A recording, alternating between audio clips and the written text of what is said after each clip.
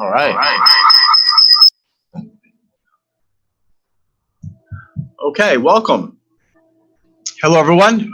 For those of you who haven't met, my name is Charles Britton. I'm your new superintendent of schools. I'm here tonight with Ryan Walstrom, the principal of Gildersleeve, and Jessica Bruenn, the principal of Valley View.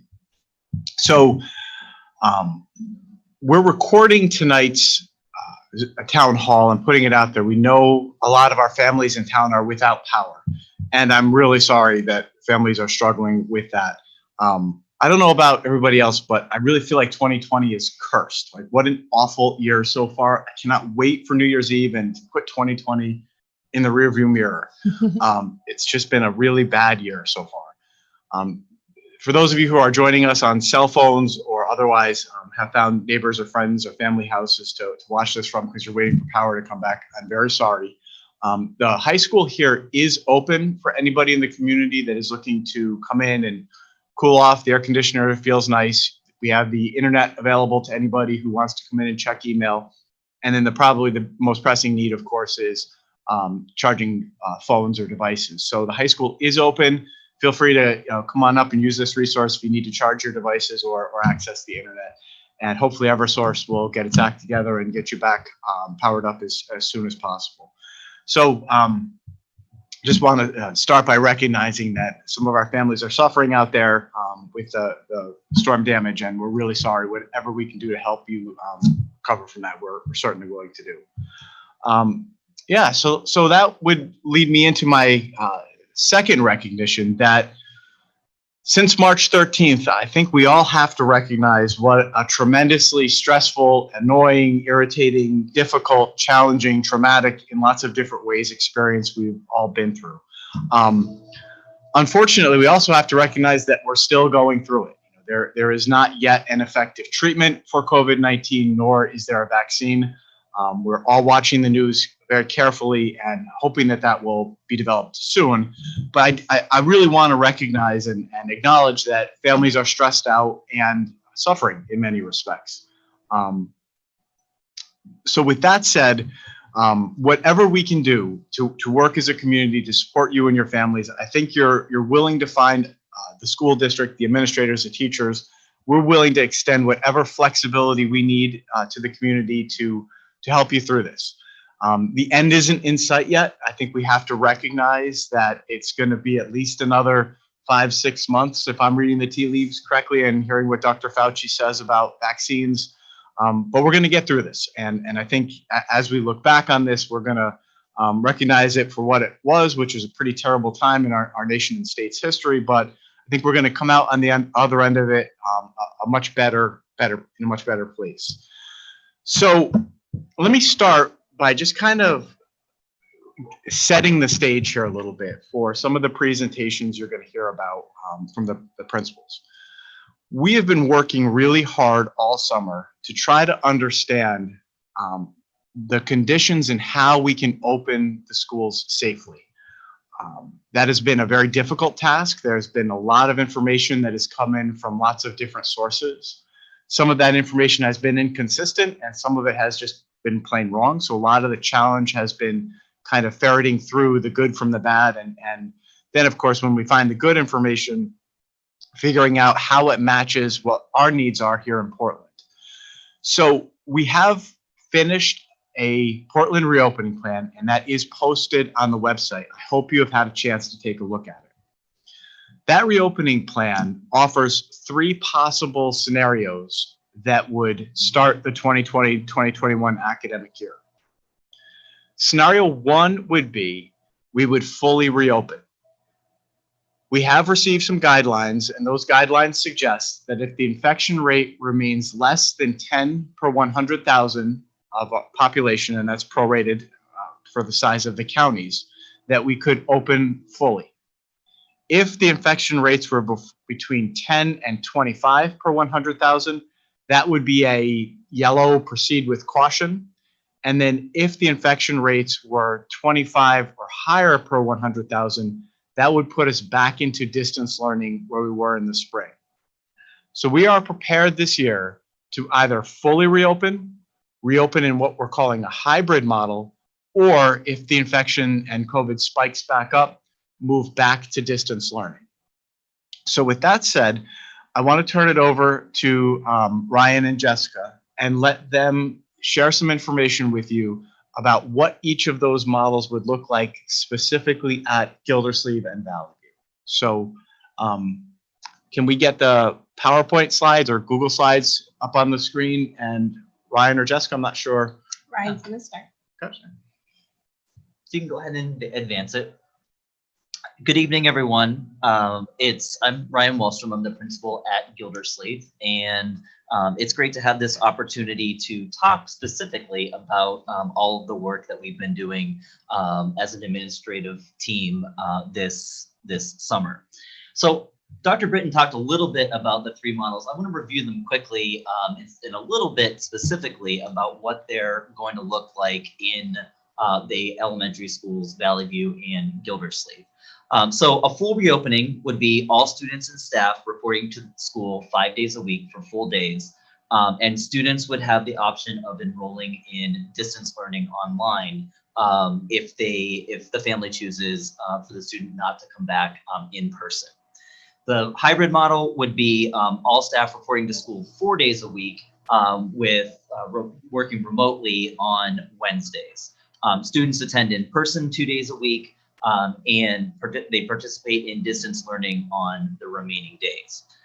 Students in this scenario would also have the opportunity to enroll in full distance learning. And then full distance learning would be all students and staff working remotely. The school buildings would be closed, and students would engage in synchronous or real-time learning with the teacher, supporting their learning. And those will be on the platforms that we used this spring, which are Seesaw and Google Classroom. So I'm sure you'll have some questions about that, each of those models later. And, you know, we are very much discussing each one of them, and will soon make a decision as to how the school year will be starting. So Jessica, I'm going to turn it over to you if you want to add anything to that, or move on to talk about arrival and dismissal. Great. So we have done a lot of planning together. So a lot of what I say or what he says is the same for both schools. So as he talked about those three models, it's going to look the same at Valley View as well. Arrival and dismissal did change a bit more than it did at Gildersleeve, just because we used to have parents come into the building. And now with our new guidelines, we are not going to be able to do that. So we did have to look at arrival differently. For some people, they're used to the change because they always went in our car circle. But basically, when you come to Valley View, you will be driving through the car circle and dropping off your child there. We will have extra staff there to help, and you will be able to just go on your merry way, and they'll come in safely. And then dismissal will look a lot different because you'll have an assigned door that you will need to go to sign out your child. You will not be able to go into the building. So it will be a lot different. Now, Gildersleeve has always done that, so it will be quite similar to that experience if you have children over there. So for both of our schools, really, we will have more people, more staff helping out with that process, making sure that everyone comes safely. And so that's the biggest change for arrival and dismissal. So as Jessica said, you know, many of these items that we're talking about here will be the same at both schools, and arrival and dismissal is no exception to that. So, you know, all of the items that Jessica mentioned will be in place at Gildersleeve as well, with the goal being to have students enter and exit through grade level designated doors to, you know, avoid the grade levels from interacting with each other as much as possible. So next, cohorting. I'm sure you've been, you know, hearing about this. Is a really popular word with each of the plans that are being put forward. Cohorting is not extremely different at the elementary level because, you know, as you know, all of our classes, K through 4, you know, usually have one classroom teacher and, you know, a class of, you know, of students. It's around 20, maybe a few less than 20, a few more than 20. But with cohorting, the changes that will be in place, one is that we will eliminate WIN. So at both of our schools in the past, we've had students change classes and go to the Win, the What I Need block for specific instruction with another teacher. We're eliminating that just because we want to eliminate the mixing of the cohorts. Special teachers will deliver instruction in the homeroom classroom throughout each of the days, and PE will take place outdoors, of course, weather permitting. The cohorts will each eat lunch together. So they'll eat lunches in their classrooms, and before lunch, those students will wipe down their desks. After lunch, they'll do the same, and we will both become peanut-free facilities. So we put some extra precautions in place there. And then lastly, when we're outside, we're going to talk about mask breaks and some extra outside time here in a minute. The cohorts will stay together as well. We will designate areas, in the fields at our school that students can safely social distance from each other, and so that the classes are apart. Thank you. So yes, cohorting will look the same at Valley View as Gildersleeve. They will be grouped together and they will stay together for the whole day. That brings us into a question that everyone asked me during kindergarten registration and screening about the face masks.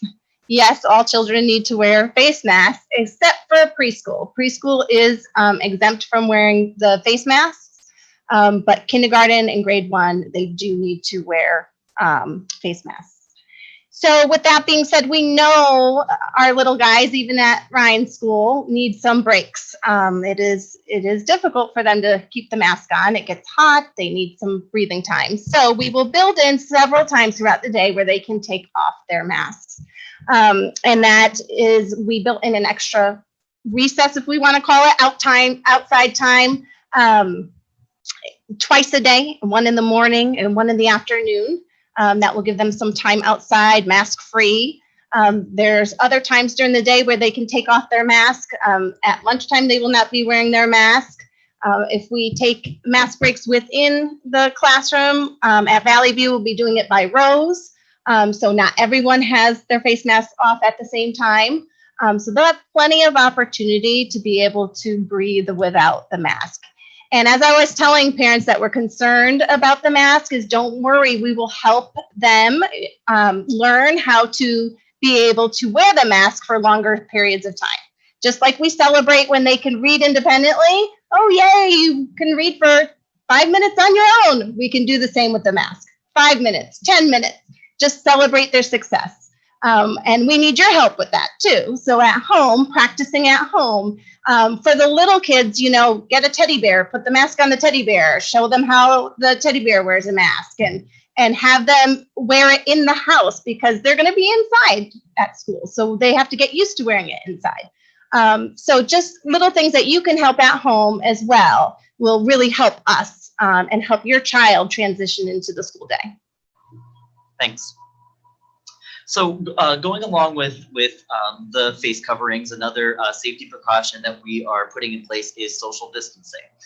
It's so interesting that social distancing, a term that didn't exist before March, is so popular in pretty much every conversation we have these days. To achieve social distancing, we in the classrooms, we've configured all of our classrooms to allow 6 feet between the desks. And in order to accomplish that, we had to remove some of the other furniture and other items in the classroom to make it work. And so students and staff, to the extent possible, will be expected to stay 6 feet apart. And, with the students that attend our schools and thinking about them developmentally, this is a rule or an expectation that we'll have to teach and model and guide students through, just like all the other expectations we teach at the beginning of the year. That's certainly something that our teachers are good at, and something that we'll have to work on once students come back. Thank you. So next, I just want to talk about lunch because it is going to be a big change. We will still offer lunch if you would like to purchase lunch, but it's going to be a bagged lunch. So it will be a little bit different, and it will be in the classrooms. So children will be eating in their classrooms. They will be washing up before they eat. They will be wiping down their area. They'll be eating, and then they'll wash their hands again. it will be a routine that we will get them into. So that is a little different than we've done in the past, as well as we are going peanut free. Because we're eating in the classrooms, we do have peanut allergies, so it's important to note that we are not bringing in peanut butter sandwiches or anything with peanuts in it. So just please be mindful of that as well. So another question that I'm sure is on everyone's mind is, how will the bathrooms work?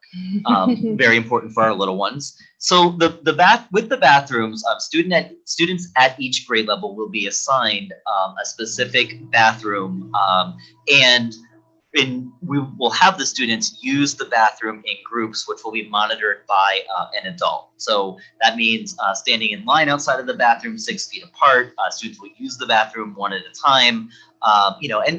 Be encouraged, to wash their hands for, we often tell them to sing happy birthday, or, have some other strategy for making sure that happens. But again, it'll be monitored very closely. And of course, at our level, we often have emergencies. So, we'll have a schedule and we'll take those groups out in schedules. But when the emergencies come up, we'll address those. We'll have extra staff available to accommodate those needs. Thank you. We're lucky in our kindergarten classrooms to have bathrooms right there. So you don't have to worry about our little kindergartners when they have to go. So I'm going to move on and talk about social emotional learning. So I'm really excited this year because we are going to kind of emulate what's been going on at Gildersleeve for a while with their weekly social emotional lessons. It's very important that we spend some more time on that. So we will have our social workers in the classroom weekly doing lessons. At Valley View, we're working on updating the curriculum, but we do zones of regulation. We have components of character counts as well, and second step. And I know at Gildersleeve, they also are partnered with the Committee for Children, Second Step, and Think Give Project, and they have units of study for that. So we're really excited to be able to do that. And one of the updates for the curriculum I know that we're working on is really this social distance piece and what that all means. Because when this is all over, we don't want kids to think that they have to distance themselves from everyone. We want them to be comfortable with people. We want them to still have that social interaction and play with people. And so we don't want them to feel isolated and feel like they have to be in a box all the time. So it's going to be an important part of our process. Thanks. So the next item is curriculum and instruction. And I think Dr. Britton put it best at our administrator meeting last week or a couple of weeks ago, when we started to move away from talking about how the desks were going to be configured and what we would do with visitors when they came in, and all of those, facility and really important pieces that we had to get in place first. But what we love to talk about is curriculum and instruction. What will the learning look like? So I could go on and on. You might have some specific questions. I just want to highlight, a couple of things that we're working on right now.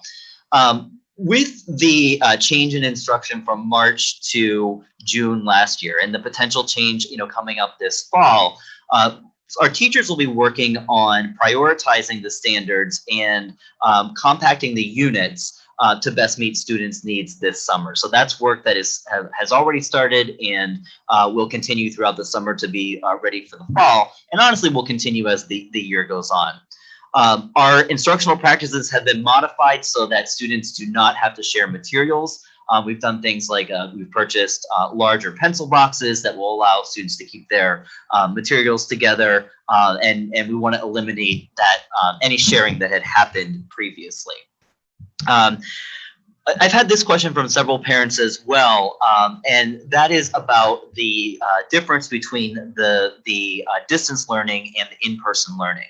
And our goal as we work on solidifying the programs and thinking about what the implementation of the curriculum and standards will look like this fall, we are trying really hard to make sure that the distance learning and the in-person learning parallel each other. And then lastly, we will be integrating Seesaw and Google Classroom. We're using Seesaw from kindergarten up through 2nd grade and Google Classroom from 3rd grade on. But whether the student is in person or is learning at home, they will be having technology classes and an opportunity to explore each of those programs should the need to go to full distance learning arise. So it'll become very much a part of every student's daily instruction. Great. Now with curriculum and instruction comes assessment. And our assessments are going to need to look a little bit different. We at Valley View just experienced kindergarten screening. And when the kids wear the masks, it is very hard to hear them. So we know that we need to really think about our assessments, what types we're using, how we're using them, and we're going to be looking at the best options for that. So we will need to make a little bit of adjustments for how we assess. For example, when we're distance learning, we wouldn't be able to use some of the reading assessments that we normally use. So we'll look at alternatives for what we can do when we're at home on the computer. We will keep our standards-based report cards, but again, we're going to be looking at priority standards. So we may have to adjust a little bit on our report cards based on what comes out of our meetings with the teachers. They are working very hard with their curriculum teams on priority standards. And so once we get all that work done, we can go back and look at our reporting and see what makes sense to keep and what we need to change.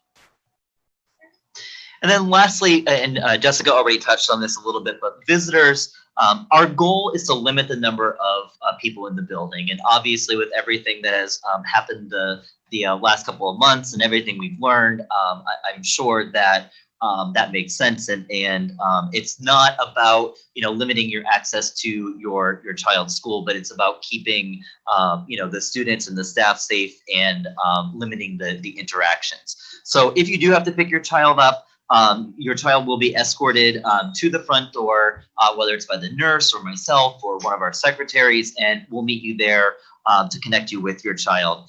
If you need to bring your child late, we ask that you buzz in at the front door, and then someone will let your child into the school.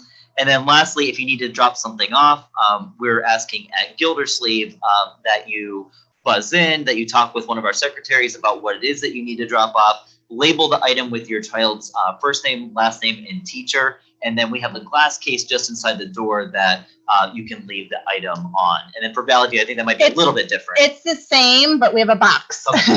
It's the same idea. All right, go ahead and advance to the next slide.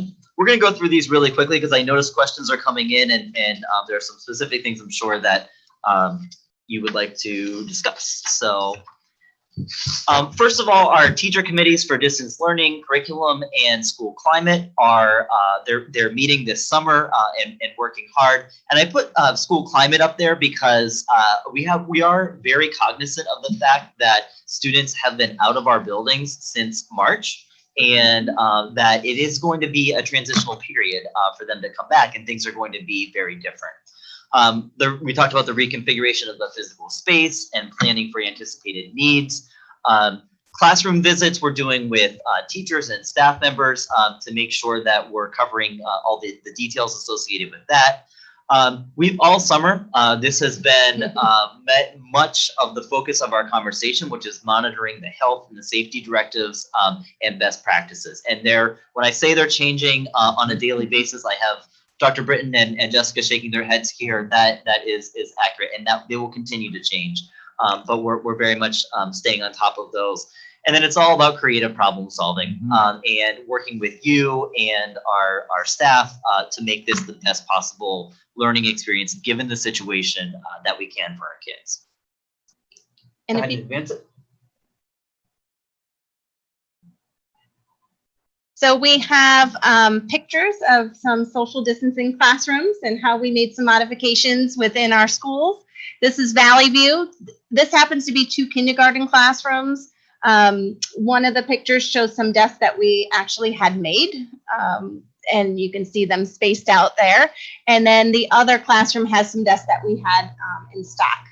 So you can see that it is quite different than what we usually have with the tables, but they are 6 feet apart. They have their own little area, and we're going to make it exciting for them. This is your space. This is your personal space, and make them proud of their little space. So even though it might look a lot different than it usually is, we are going to work with what we have. You can advance. And these are 2 pictures, or 2 angles from one Gildersleeve classroom. And that is one of our 4th grade teachers, Mrs. Martinez, back in the corner waving. So same for this classroom. You can see that students will come in and they will recognize things like number corner and some of the bulletin boards that have been up in the past. The desks are 6 feet apart, but I think that there are many things that our teachers are doing and doing really well to make it an inviting and exciting classroom environment. Go ahead. So go ahead. our last slide is really just what is not changing, and it really is the same in all the buildings. Really, we're not a positive climate is going to be number 1. We need to keep that going, and especially in a time like now with everything going on, it's even more important. It's going to be adjustment not only for the students, but for the teachers coming back as well. So it's so important that we're all a team and we're all working together, and that means every part of the community at Valley View, every part of the community at Gildersleeve, every part of the community in Portland. Academic rigor, we still, even though we're in a very different time, we still need to work hard, and we still need to help close that gap. We have to remember that kids were home for a while, and we want to make sure that they get the best education possible. So just because we're in the situation that we're in doesn't mean that we are not paying attention to what they need and helping them move forward. 21st century learning, this is at its best. We're going to be doing a lot of problem solving and a lot of technology. So we're really diving into that piece. A lot of professional development, and of course, commitment to all learners. And that means something different this year, because it also means learners that are learning at home. They are part of our school community, even if you choose your child to be at home learning distantly. They are still part of Valley View and Gildersleeve and the other schools that they go to. So, that is not changing. Our love for the children, that is not changing. That is still going to be there. And you'll probably see it even more now. You'll probably see even more compassion and even more patience, just because we're all in the same boat and we know that's what they need right now. So we will continue all of those things at our schools. That's the last slide. Yeah. Oh, okay. So what we need from you, family support with our guidelines and protocols, open communication and questions. And we already had this up here, but continuing with creative ideas and solutions.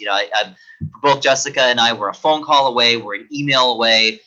We will answer as many questions as possible tonight, but other things are going to pop into your head, or you might get your cell phone service back, or your internet service, whatever it is. We are here all summer, most days, in for the full day. So don't hesitate to reach out to us. Great, thank you, Jessica. Thanks very much. So I'm monitoring the questions in the chat, and they're outstanding. They're exactly the questions that I want to spend some time wrestling with. So what I'll do is I'll sort of go through them, and I'll ask the gentlemen that are helping us with the tech side of this to unmute the people that ask the question, so that I can make sure that I'm phrasing the question correctly, and then we can have any follow-up. So if we could unmute Brian Cousino. And Brian, his question is, he wants to know about the partnership with Kids Corner, and will it mirror any potential school schedule adjustments? I'm assuming that would mean if we move to hybrid or distance. So Kids Corner would be you, Jessica. So, yes, but we don't have all the details yet. Okay.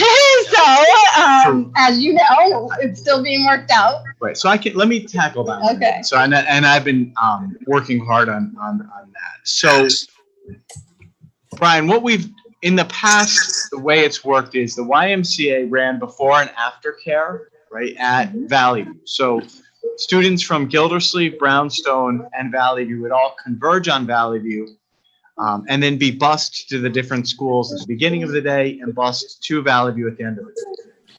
What we want to do this year is cohort students and limit time on the buses. So I've been collaborating, we've been collaborating with the Middlesex YMCA and Portland Youth Services, and are on the cusp of being able to offer 3 separate locations, one at Gildersleeve, one at Valley View, and then one at Brownstone for before and after care. So more information is going to be coming out about that, but that would mean parents would drop the students off at that one location and pick them up at that one location, and we wouldn't have to send them between buildings, which would mean less time on the bus and less time intermingling with other groups of students. Brian, did I answer your question well enough? Yeah, you answered it for the most part, and thank you for doing so. Just a side note, that was really more the intention behind the question, and maybe you could divulge a little bit more, and maybe you're not at privilege to do that at this time, which is okay. My main concern was in the event that you guys happen to have like some sort of hybrid model where maybe you're doing any type of half days, or you're doing a Friday, you're doing a Monday, Friday schedule. Will the Kids Corner schedule cater to your daily schedule? Meaning if your schedule is one way on Monday, a different way on Tuesday, Wednesday, Thursday, and a different way on Friday, will Kids Corner accommodate before and after, regardless of location? I'll mute myself and listen to your response. Thank you. Excellent question. So yes, there would be no before and after care if we were in a hybrid now on the Wednesdays that were distance learning days, because everybody would be staying home. But for the days that the 50% of the students are in, those days would have the before and after care. And then, of course, the students learning remotely wouldn't. We fully recognize that the challenge with the hybrid is obviously in how it influences parent work schedules and the additional care that would need to be provided to students for the 3 days that students wouldn't be in person in school all day.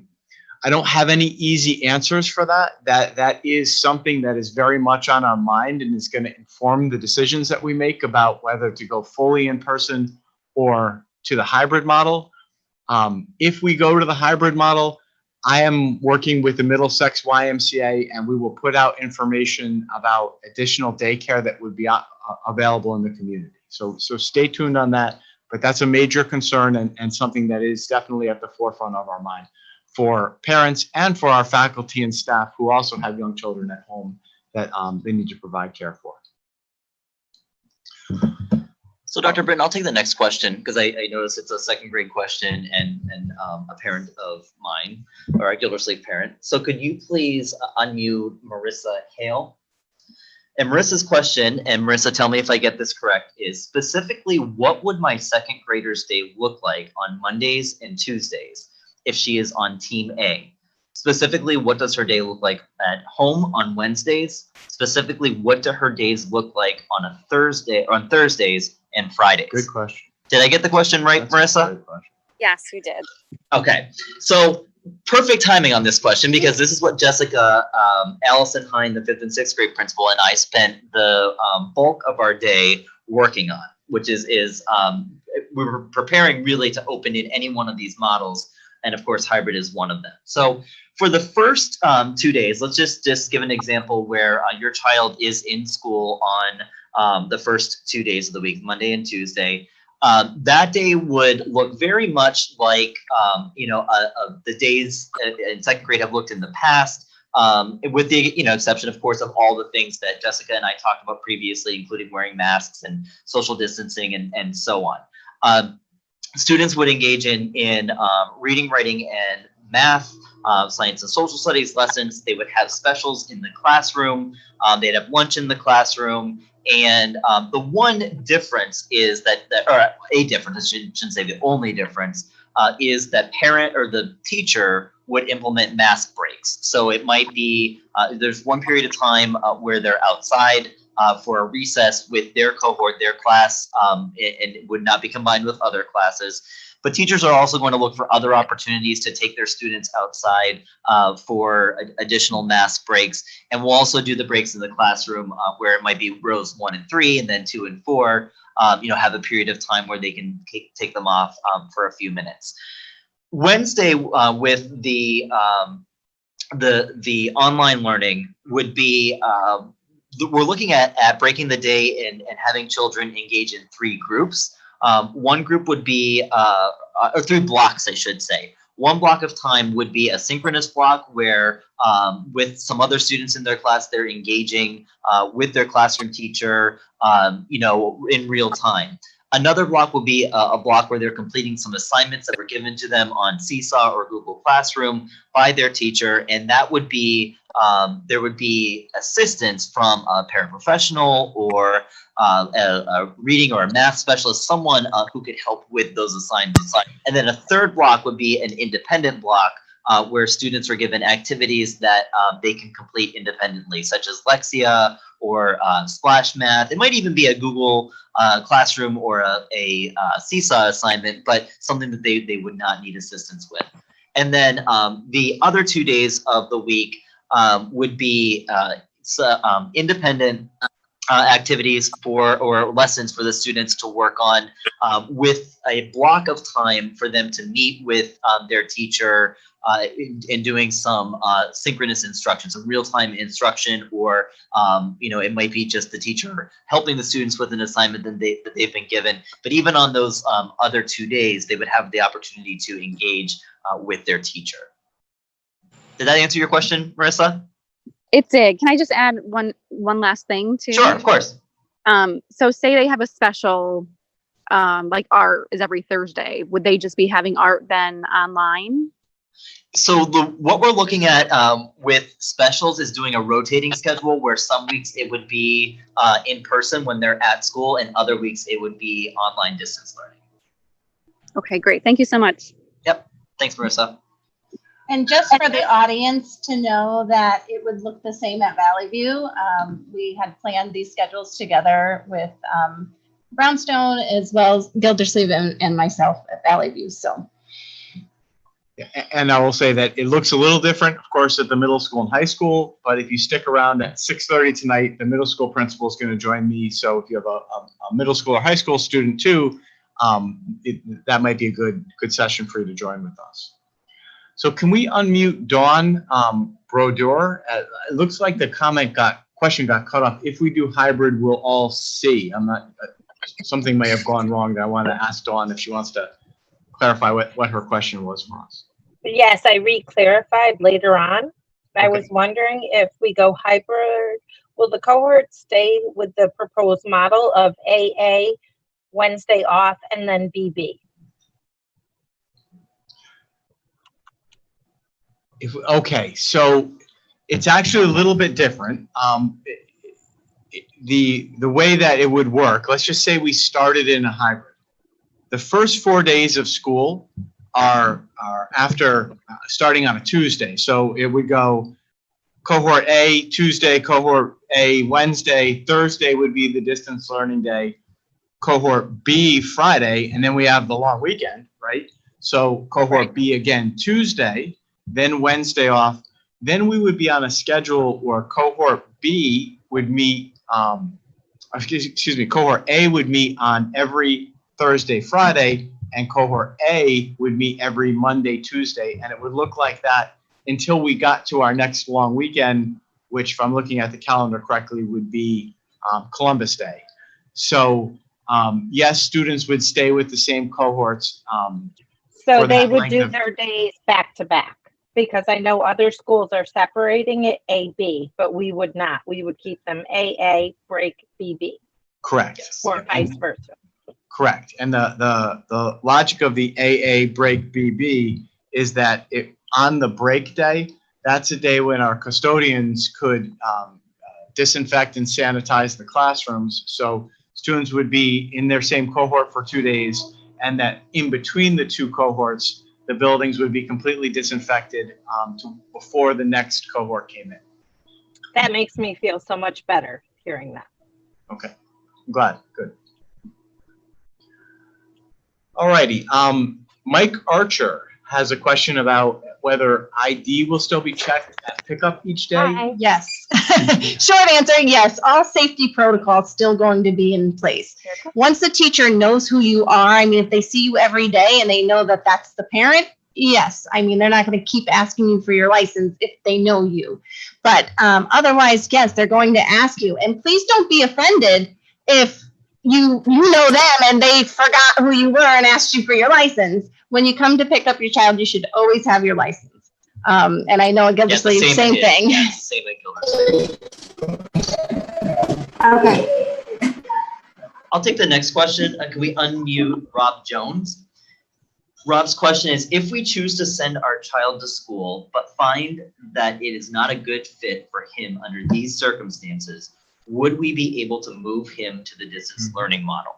And the short answer to that, Rob, is yes. What we're encouraging is for parents to consider the trimesters. As you know, at the elementary level, the year is broken up into 3 parts.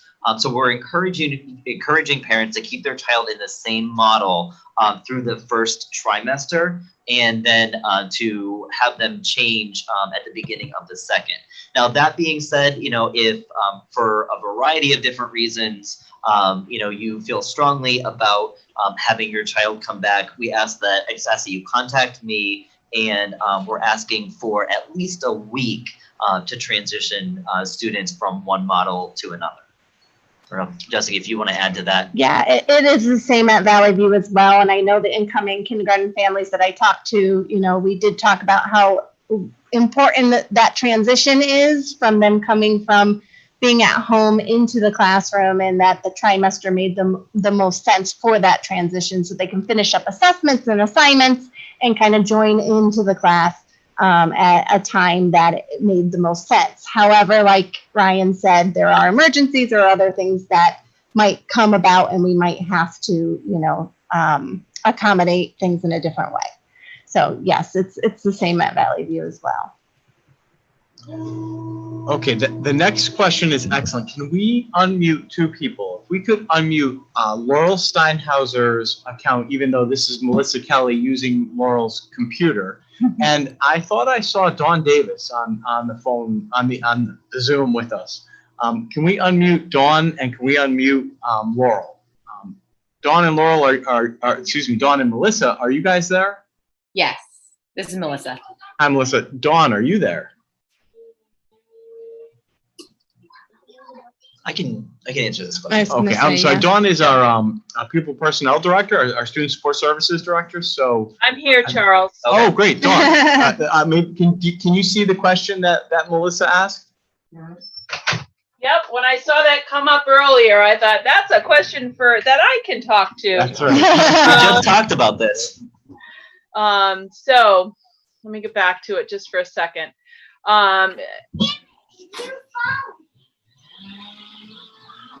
So can you guys hear me okay? Yes. Yes. Yep. Okay, very good. I actually have you on my phone and on my computer, so I'm double doing here. So children in speech, one of the most important ways that we learn to communicate, and especially when it comes to articulation, is through the viewing of our fellow speakers' mouth. So yes, we have made sure that we have face shields coming in, both adult size and youth size, and also masks that have the cutout. It has a plastic window in it so that you can see the speaker's mouth. I think that's that is so important, and I've spoken with both speech paths, and they've given me a list of how many small masks they're going to need and how many large, as well as face shields. So we will have those opportunities for both the speaker and the learner, because it's important to go in both ways.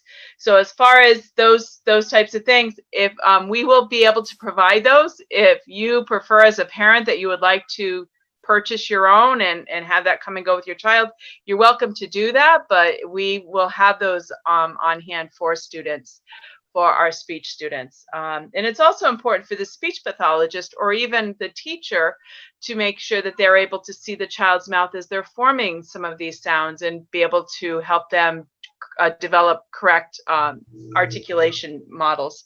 So, and I think I saw Michelle Wright, one of our speech paths, on here. So if I did hopefully I did a good job of explaining that, and by all means, if there's anything else to bring up on there. But does that answer your question okay, Melissa? Yes, thank you. You're welcome. Thank you, Dawn.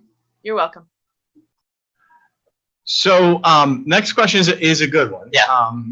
This is the answer to that is Yes. yes to the maximum extent possible, right? And can we unmute Sarah Maluso? Hi, Sarah. Hey, how are you? Good. So you want to ask your question so everybody can hear it? Yes. So will there be options to ensure kids in the same family in multiple grades will be able to be in the same cohort? Yes, so the short answer to that is yes. So once we close the survey and get as many responses back as possible, as an administrative team, we will begin putting the gigantic puzzle together, which will be considering families who have students at not only multiple grade levels, but at multiple schools, and to the best of our ability, keeping them on the same schedule.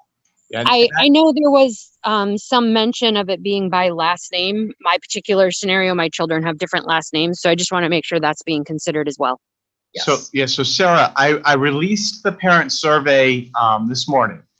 Check your email, and when you fill out the Google form, which is the basis for the survey, you'll see a question in which we ask you to identify the names of students who you would like in your student's cohort, your child's cohort. Certainly, siblings will get top billing. We'll make sure that K-12 the siblings are in the same group. So if your siblings have different last names, it'll be helpful if you put those in there. But we're also going to extend that to if people are sharing childcare. If neighbors are kind of working together to hire a nanny or something, put those other names in there. We do ask kindly that don't ask for friends to be in the same cohort. We really want to limit this to making sure that if we're gonna engineer the cohorts, that we do so in a way that we're giving top priority to families that are of course sharing care for siblings, for cousins, for anybody that resides in the same household. And then the second layer would be for anybody in the same neighborhood or same group that might be sharing care from a babysitter or a nanny or somebody in the family. So when you fill out that Google form, you'll see there's a place for you to enter the names of the other children who you would like. And it doesn't just have to be in your school. It can be K-12. You would like cohorted with your child.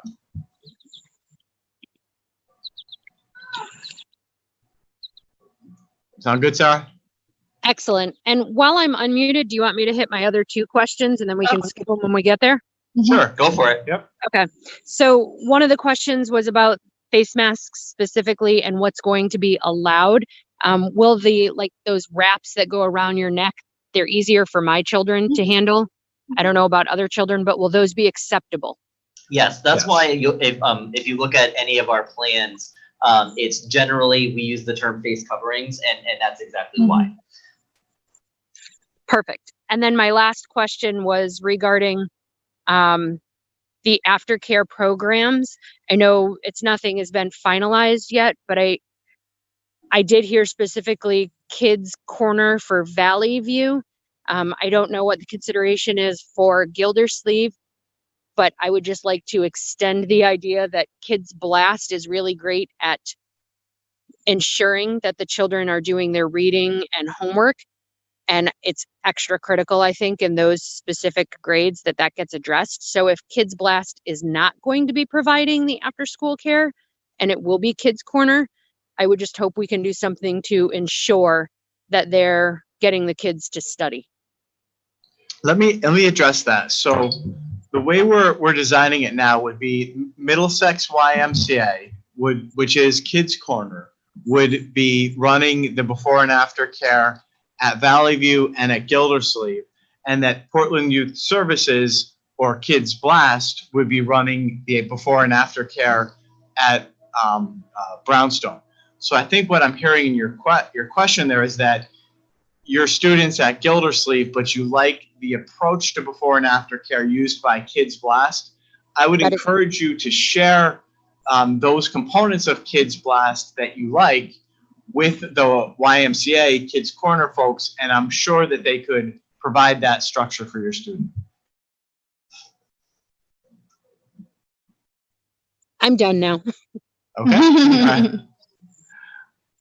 All right. So the next one, by the way, we have 82 people in our Zoom here, and I don't know how many more we have, but we have another group of people who are watching us on YouTube. So We have about 20. 20. So we have almost 100 people here.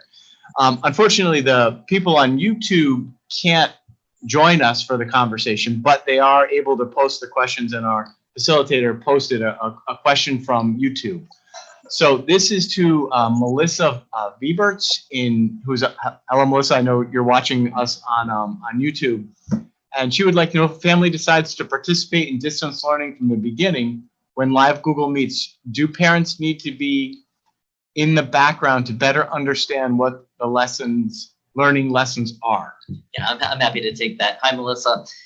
So that really is, we're trying to design especially the distance learning so that students can do as much of it independently as possible. I think, anytime you have the opportunity to watch some instruction by the teacher, especially if you're going to be helping, your child with an assignment or, to extend the learning, certainly take advantage of that. But again, we're designing it with the understanding that parents are working from home. You've got a lot of responsibilities in the house. I'm a parent myself who engaged in that from March to June, and I understand what the role is like. So again, we're doing the best we can to design it so that your child can work through most of the assignments independently. I think it's very different whether it's between a kindergarten student and a fourth grade student. Right. You want to take that one too, Jennifer? Yes. So we learned a lot from the last time we got thrown into distance learning. And so we're better prepared this time to help our students become a little more independent using the technology. They will have technology with them that will be going to home, to school, and we'll be using our tech teacher to kind of teach them how to use it, what the apps are. Our teachers will also piggyback off of what is taught from our tech teacher. So we want them to know how to use the device, and last year our age group had a hard time with that. So we will tackle that. We also ordered workbooks and things, paper, pencil. We know that kids this age do need to be able to practice to write.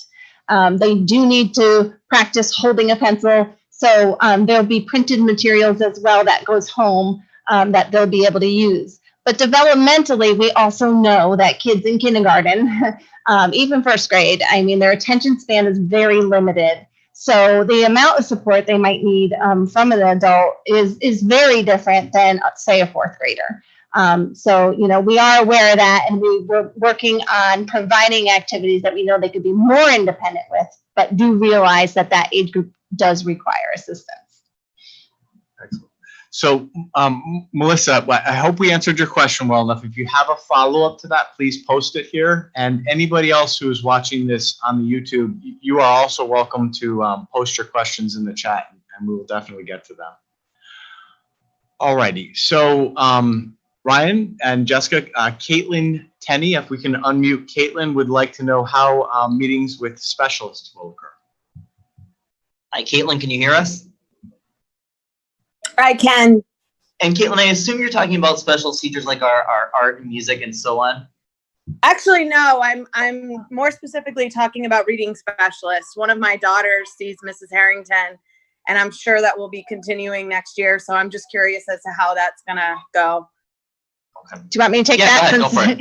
So Ms. Harrington does still have an office and still can take groups within a cohort as long as they're 6 feet apart, and she's working with them and sterilizing the environment and following our protocols. So it will look different because in the past we would take kids from different classrooms that were on the same level to get that support. So it will look different in that respect. But yes, she is still going to be able to see groups, but there will also be other people taking groups because she will not be able to see them as often as she has in the past because of the cohorting. So we will have multiple people seeing groups to support for intervention. We will not just be the reading specialist. Okay, thank you so much. Thank you for all of your hard work. I really appreciate it. Thank you. Okay, so I can move forward here. Sarah's up again. We asked her, I think we answered her questions.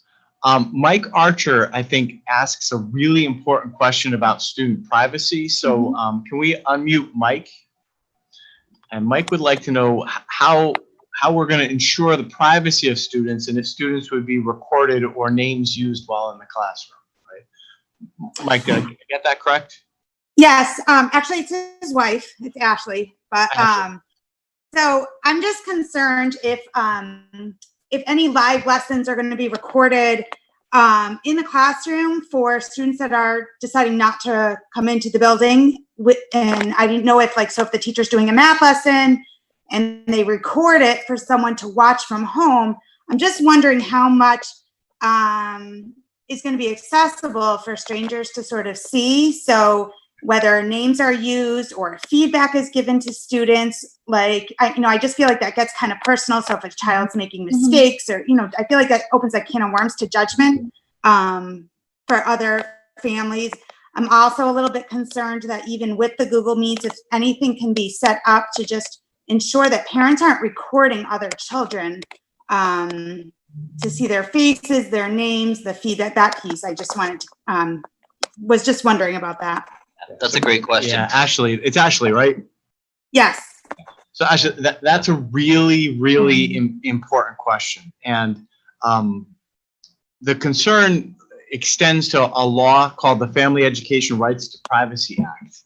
And what that says is that other parents aren't entitled to see other students' educational records. Technically, an educational record is formed anytime a student does work in a classroom. And that work is, teachers are providing feedback on that work. So we have to be really careful and sensitive to that. There's been a lot of talk amongst, different districts and various teachers about the idea that, well, if half the class is in class and the other half of the class is home, couldn't we just put a camera in the classroom and record the lesson so that the kids at home could be involved virtually in the classroom? We're not going to allow that. And the reason we're not going to allow that is that if parents are home watching the classroom with their children, parents would have a front row seat to the learning of other children in the classroom. That's not fair. And that's not right. And we don't need, I'm not saying it would happen, but sometimes kids misbehave in classrooms or, may have a tantrum. It happens, right? And we don't need that critiqued or viewed or reflected on or shared or discussed in the community at large. So we're not going to have live streaming of classroom instruction beamed from, a kindergarten classroom into parents' homes. We're not going to do that.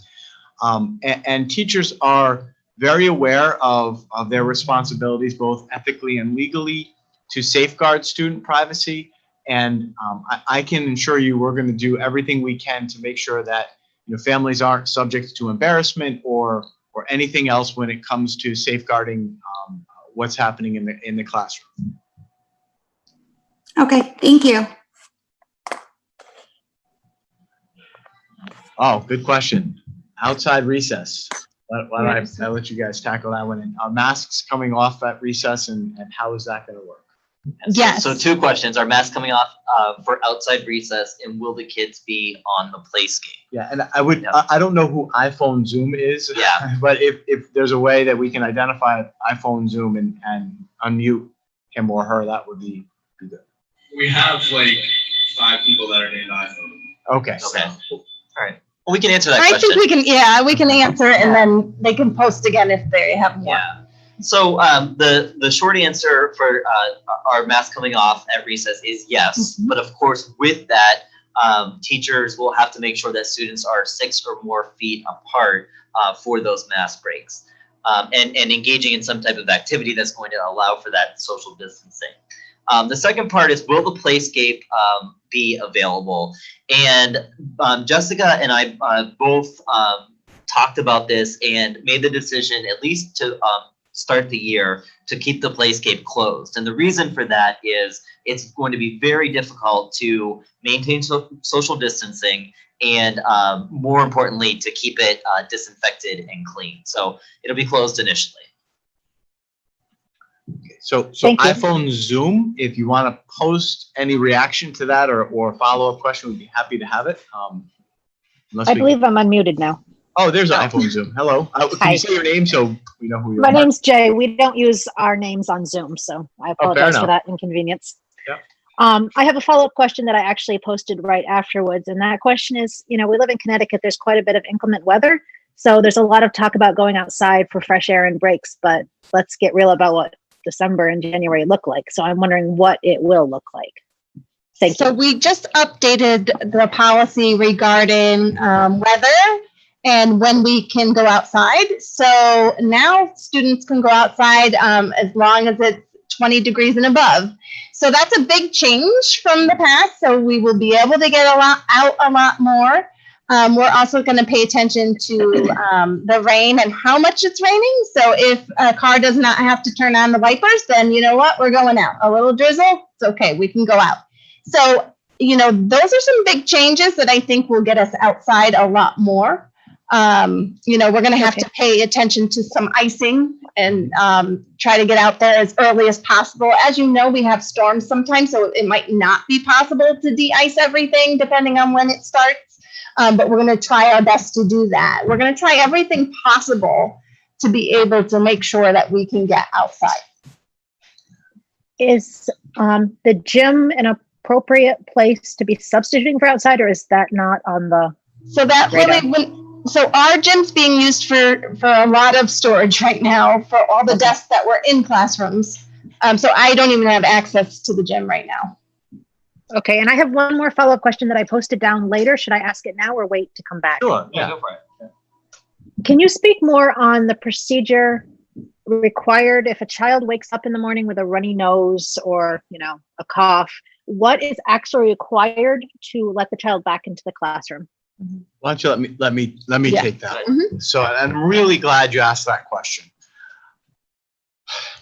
This year's going to be different and it may be inconvenient, but every morning when we wake up, we're going to provide parents of younger students who need to help the younger students with this health screening questions. And for our older students, we're going to train them and ask them to self-assess. So for me, it will go like this. Part of my morning routine, even now, because I've been coming to work for several months now, has to be, I pour my coffee and then I ask myself, am I feeling okay? Do I have a fever? Do I have a sore throat? Has my sense of taste changed? Is there body chills? Is anything wrong with me? If I answer yes to any of those questions, stay home. I must stay home. That is a way to keep everybody around me safe. In the past, I will tell you, I have been guilty of popping a couple Advils and powering through, right? That I've often seen it as a sign of my dedication or work ethic that I'm not feeling too great, but I'm going to tough it out. I've got too much to do. People are counting on me. That mindset has to change this year. If I'm not feeling well, I must stay home.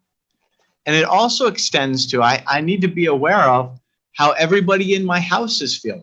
Are Chase and Cassidy, my children, not 100%? Is my wife not 100%? Is anybody in my immediate orbit not feeling well? If my wife spikes a fever, I too am staying home until that fever clears and we know we're okay. That has to be the same for our kids too. If your child wakes up with a runny nose or not feeling well, stay home, let's see what happens. If they clear that and it is just a runny nose or a little hay fever, okay. Otherwise, get in touch with a pediatrician. Be aware of other people that may have been sick around you. But I know that this year there's going to be a dramatic uptick in the number of absences, both in our faculty, staff, administrators, secretaries, paraprofessionals, and our students. And that's what we want, right? Because certainly if we ever had a concern, we would need to stay home and consult with our doctors or pediatricians until we knew for sure that we were 100% safe to return. Okay, so basically, this isn't a situation in which COVID tests are required whenever there's a symptom. It's more touch a base with your pediatrician and take their advice. Is that correct? That's correct. I always defer to the people with the MDs after their name. We're always gonna defer to the medical professionals, but in years past, look, I've been guilty of it. My daughter's woken up a couple of times and said, I had a headache, Dad, and I've given her a spoonful of Tylenol and said, I'll see you later. We can't do that anymore. And I do want to take a minute to talk a little bit about if a student gets sick in school, right? So if a student comes to school and has a bellyache or throws up in class or spikes a fever, which Jessica can tell you is a pretty regular occurrence, right? That student will be taken to an isolation area in our nurse's office and will be dismissed for the day, okay? In the past, parents have been able to sign permission slips for Tylenol, and lots of times kids were given a little Tylenol and sent back to class. There is going to be an overabundance of caution amongst our nurses this year that if students aren't feeling well, they're dismissed for the day. So, and I know that is going to be difficult for parents who have to leave work and pick children up. But unfortunately, and this is only during the course of this pandemic here, until it's over, that's what we've got to do to keep everybody safe. So in terms of containing any possible outbreaks, if a child is going home sick, obviously for privacy issues, the parents aren't getting notified, but also the child can come back based on pediatrician's advice and not necessarily with a negative test. Is that a correct summary? That is correct. So okay, thank you. If your child was dismissed for the day and your pediatrician said, you know what, this is their normal allergies or some other issue, a doctor's note saying it's okay for the student to return to school, we will always defer to the medical professionals. If a student, go ahead. So if a student or a faculty member now, God forbid, was diagnosed with COVID, I want to wrestle with that for a minute.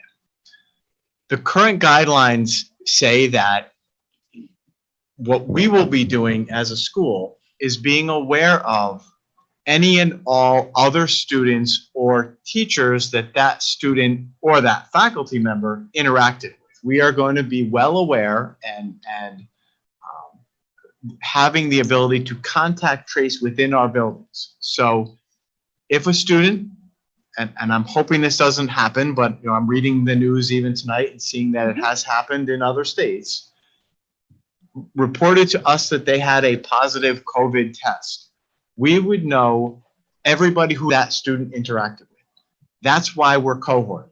That's why we're limiting the exposure or the opportunity for that student to interact with other people. We would immediately contact the Chatham Health District, and we would inform the Chatham Health District that happened. The Chatham Health District would then advise us about whether we need to have that class of students and that teacher quarantine, about whether we needed to close the school, about whether we needed to close the district, after they'd done a broader investigation and determined the extent of the threat that existed in the community. So what that means is that if a parent ever called the school and said, I've been diagnosed with COVID, we would be in touch closely with the Chatham Health District. We would provide the Chatham Health District everything they needed to know about who in the community, in the school system that student interacted with, and they would then begin advising us about how we needed to respond up to and including closing schools. Thank you. I really appreciate your time and expertise. Ryan, I lost our spot. Yeah, so I think the next question, let's see here, is also from Melissa. Can we unmute Melissa?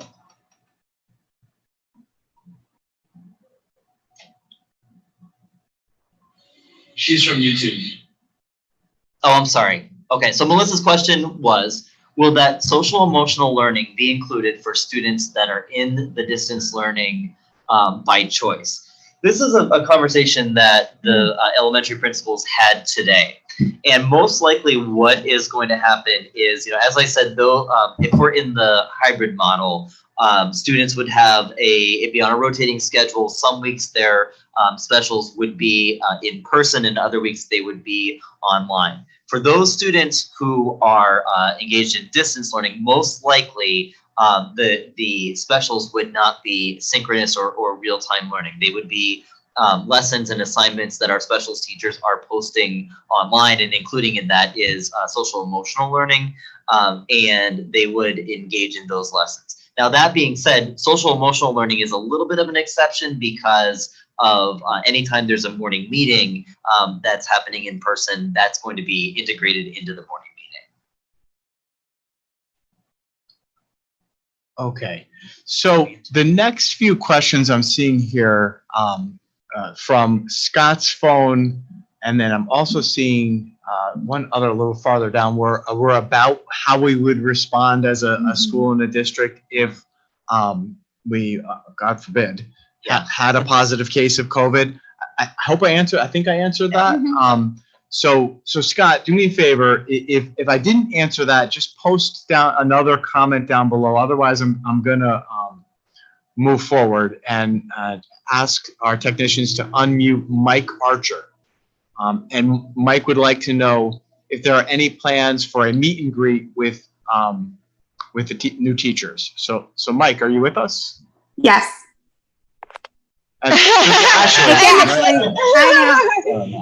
So yes, absolutely, we're planning meet and greets. It's just it's not going to look the same as it's done in the past. So I know usually, you come in, you get to see the classroom, you get to see the other students that are there. There are a couple ways we can do it. We're looking virtually meet and greet, so you can see your teacher, so you can see the classroom. If guidelines allow for us to do something in person, of course we will do that. And every day guidelines are changing. So we will be planning a meet and greet, but how it looks will be determined closer to the beginning of the school. And okay, thank you. Meet and greets for the Gildersleeve too? Yeah, so I'll echo what Jessica said. And I've been really impressed with some of the things that Gildersleeve teachers have either shared with me when they've been in the building, or some things that they've shared via email. They've got some great ideas for virtual meet and greets. Okay, so I'll keep going here. So Sarah, I think I answered your question about Kids Blast. So Gildersleeve would be Middlesex YMCA, but I would encourage you to speak with Middlesex YMCA and ask them to provide a more academic setting for that. Jackie has a really good question about transportation, and I want to tackle that one because that is a really important question. So for all parents, I would say you are strongly, and I emphasize strongly, encouraged, if at all possible, to drive your kids to school this year. What that means for us, though, is that we are going to have a lot more parents dropping kids off at the schools, as well as our normal buses coming in and our faculty and staff trying to enter the buildings. Our security guard and the Portland Police Department are currently working with the building principals to do a traffic study so that we can figure out the most expedient way to get folks in and out. So I'll ask Ryan and Jessica. I know that we talked a little bit about it a couple of weeks ago, but has that traffic study been done, and what's the plan for drop? So at my school, he hasn't come yet. Hasn't come yet. Okay. So we're Yeah. working on that. He has come to Gildersleeve, and we are exploring a couple of options to accommodate additional parents dropping off in the morning. Right. Now for the buses. So one would be, I think that I'm saying this based on the survey responses where lots of parents are indicating that they will be dropping and picking kids up. That will reduce the capacity on the bus, which is a good thing. If we fully reopened, the buses would run at full capacity and there wouldn't be a lot of social distancing if the buses were full. That's the reality. That's another reason and factor that we have to consider about the value of a hybrid schedule. A hybrid schedule would reduce the capacity on the buses by 50%. So one of the things we're wrestling with is the reality that yes, if we open fully, the buses could potentially run at full capacity. But if we opened in a hybrid schedule, it would dramatically reduce the bus capacity, and then we would be able to spread kids out on the bus. So, Jackie, I hope I answered that question. Can I just add something to that? Because she had asked, or maybe someone else put this, but about the guidelines on the bus. So they will be expected to wear a mask on the bus. So that is different than in the past.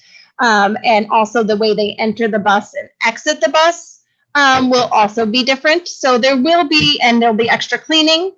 So there will be different types of protocol that's on there, but as far as capacity goes, it is able to function at full capacity if we are all back in school. Okay, Dawn would like to know, are kids going to be able to carry their belongings and lockers going to be used? Want me to start first and then you can go after that because they are different between our schools. So, and actually it's different between the grade levels at Valley View.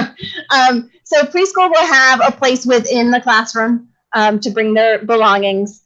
Kindergarten will still use lockers, but they will be spaced 5 lockers apart. And they will have an assigned time to go out with their teacher to their lockers. So they will not be next to anyone else that's at their lockers. First grade, however, we do not have enough lockers to do that because the way the first grade lockers are set up, you have to share a locker. So we will be bringing our belongings inside and putting the coat and things on the back of the chair. And we're exploring the option of something that one of the teachers thought Pinterest to put at the bottom of the chair. So we're kind of exploring that to see if it will work as well, to put some of the belongings on the bottom of the chair as well. And, you know, as time goes by, if we see that something's not working, we're going to problem solve and say, hey, you know, let's brainstorm a better solution. But right now, going into it, that is what our plan is. So ours is similar to the last part of what you just said. We only have lockers for second grade, third, fourth grade do not have them. And in talking with my team leaders, we made the decision as a school to not use our lockers, at least for the first part of the year. We're also exploring different options. You know, as of right now, the plan is for students to bring their backpacks into the classroom and to put them on the backs of their chairs. We're also talking about potentially getting crates and having them under the students' desks or beside them. Part of it will depend on, you know, how much space we have and which model we open in. So we're looking into that, but we will not be using lockers at Gildersleeve. At Gildersleeve, do they have a desk where that things can actually go inside? Some of the desks allow for that and others do not, which is why we're exploring other options for students to store their belongings. So if they had a regular desk, they could leave things there so it wouldn't have to travel back and forth every day, such as their own personal belongings, scissors, pencils, and stuff. No matter what those things will say, we will figure that out. Okay. Yeah. Thank you. Yep. Okay, so Eric Klotz asked again about what happens if a teacher or staff member tests positive for COVID. I think I answered that. Eric, if I didn't answer that to your satisfaction or you have a follow-up, post it at the bottom. Next question, again, we have a YouTube person, so we won't be able to unmute Melissa, but she would like to know is the distance learning program by choice going to include multiple grades with the teacher assigned to the distance learning? That is an excellent question. So I would say this. I just looked at the numbers to kind of prepare for that question. So far, we have about 400 parent responses to the survey that I sent out today, and that number will be closer to 1,300 by Monday. We're going to look closely at the families that request distance learning. Now, it may be that you have, let's just say, 10 third graders and 4 fourth graders that require distance learning. If that were the case, it would be possible that a certified teacher would be working with both of those groups of students in a grade level way, but that there wouldn't be a teacher working with the third grade specifically. So we're going to have to schedule that carefully because, again, the reality may be that there may only be 1 or 2 fourth grade students that are going to ask for distance learning, but we may have a lot more third grade students. I don't know that yet. Ideally, we would have enough students in each grade level that we could make grade level distance learning groups, but it may be the reality that there are fewer students in one grade level and more in the other, and that we would have to get creative. But I will say that our commitment is that certainly K-6, all of the families that request distance learning are taught by a appropriately certified K-6 highly qualified teacher, and that academic experience is on grade level. Do you guys want to add anything to that? No. Okay. Good. Very good question. Thank you, Melissa. Okay. Ingrid Moss. Can we unmute Ingrid? And boy, is that a really good question. You guys see that one? This is Jessica's. Yeah. Ingrid wants to know the developmentally appropriate nature of socialization for kindergartners, and if they're going to be able to play together, right? Like, that's just the worst, because I think the answer is no. So I didn't read it all, but I share what you're saying, the feelings that you're saying. I didn't get to the whole question, but I know exactly what you're saying. So yes, it is very challenging when we're trying to teach children how to share and play together. And now we're saying, hey, you have to be 6 feet apart. And that's part of what I said when I said we're going to increase our social emotional learning, because we do want them to know that that's temporary, like the 6 feet apart and not being able to play tag and all of those things. It is very temporary, and that's going to be part of our education. I am actually going on Monday to a training that specifically talks about kindergarten and that very topic. And I have one in pre-K coming up too that I'll be going to. So I'm hoping to hear a lot more creative ideas on it, because yes, that is a concern that they're not able to get together in social groups and play. So we are going to be thinking of creative ways to help them socialize in a way that doesn't involve sitting right next to someone. And, as we learn and develop our skills and how to teach this way, because remember, it's very different teaching. We're used to sitting right next to them. We're used to having them in small groups. Now we're standing in front and we have to get their attention. So we're going to have to get creative on how we do that. Technology is one way that we can look at. There's things that you can look in there where you are participating and engaging together, and it's up on the smartboard and you're playing a game as a class together, and people are able to, touch their answer on their screen. So we're still playing together as a group, and we're still learning those skills of turn taking and working together. But it's going to look a lot different than when we're used to sitting right next to each other and working that way. So yes, I do understand your concerns about it. It is not going to be the same experience they would have had at the beginning of last year.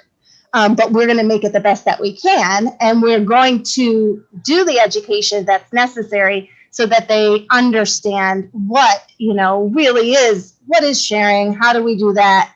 And this is temporary. How we're doing it right now is temporary. Because right now they can't share. They cannot share anything. So we're going to make sure that we're educating them on, what's going to happen after this is over. But during it too, this is what it looks like. This is how we're going to play outside, and this is what we can do. So I hope that answered your question. And I know I'll get some great ideas after I attend those workshops because everyone else has the same question in every other school district. So we're all working together to come up with some creative solutions. And really smart people are working on a vaccine, Yes. so we'll get to that. Yes. So it's not forever. All right, I'm looking at the time. It's 6:25, and we have a 6:30 middle school Zoom. So I'm gonna fly through some of these questions. I think I can do these pretty quickly. Javian and Mom want to know if people would be notified if a student in the class was COVID positive. Yes, the same way we would notify people if there was lice in a classroom or chicken pox or strep or some other, you would be notified, you know, if your son or daughter was at risk. Certainly if it was COVID related, the notification would come from the Chatham Health District. But you would certainly be aware of, may not know who it is, like you would protect the confidentiality of the person who had it, but you would be aware of it, and it would probably be a headline or, you know, a big deal. I'm certain of that. Okay, what is the procedure for a child who is caught with a cold and being brought back to the classroom? If a student's dismissed from class, from the school for a health-related issue, we would ask for medical documentation or at minimum clearance from our school nurse and medical people before they came back. Peter wanted to know, is there a place where a child tests positive and has been around other students in the classroom? Again, if a student tests positive, we would begin contact tracing. We would notify Chatham Health District. They would advise us how to respond, and communications would go out to parents with advice to, you know, seek medical care, seek testing, and otherwise be aware of what you needed to do to protect yourself. Nurse procedures for non-COVID related items. So all of our nursing offices have been reconfigured. They have containment rooms where kids who are suspected of COVID or just aren't sick that would go. But of course, there's going to be another place in the nurse's office where we'd be able to care for the normal bumps and bruises that kids experience during the school day. Let me see this next one. I have another one. Help me out with that one, Ryan. Did you read that one from Christina and Kelly?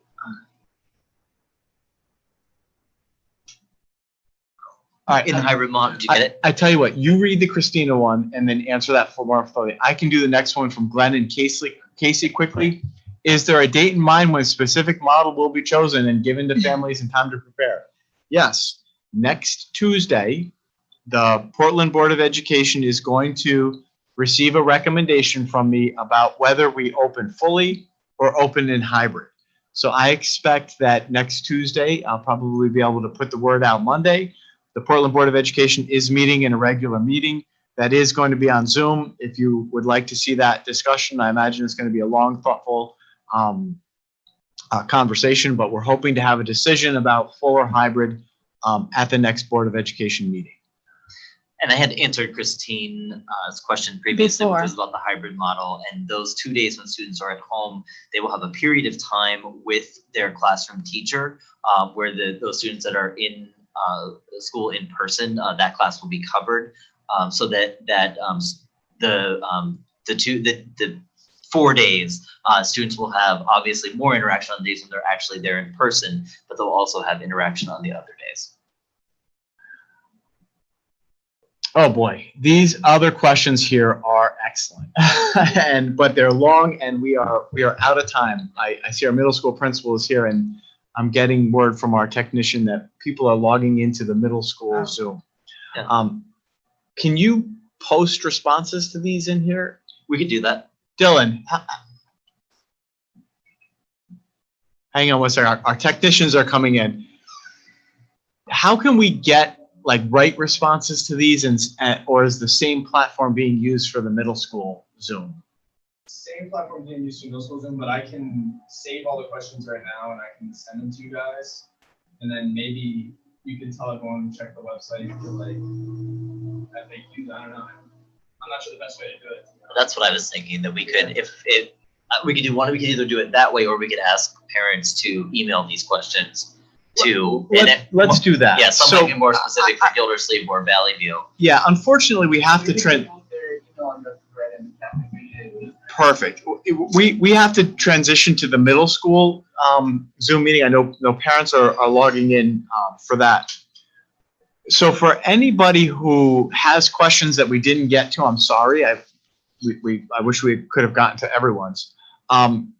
So if you want to take those questions and put them in an email to Jessica or Ryan or both, or if there are any questions that come to mind after this, right? I mean, if you reflect on this, anything comes up, there's Ryan and Jessica's email. Please write that down.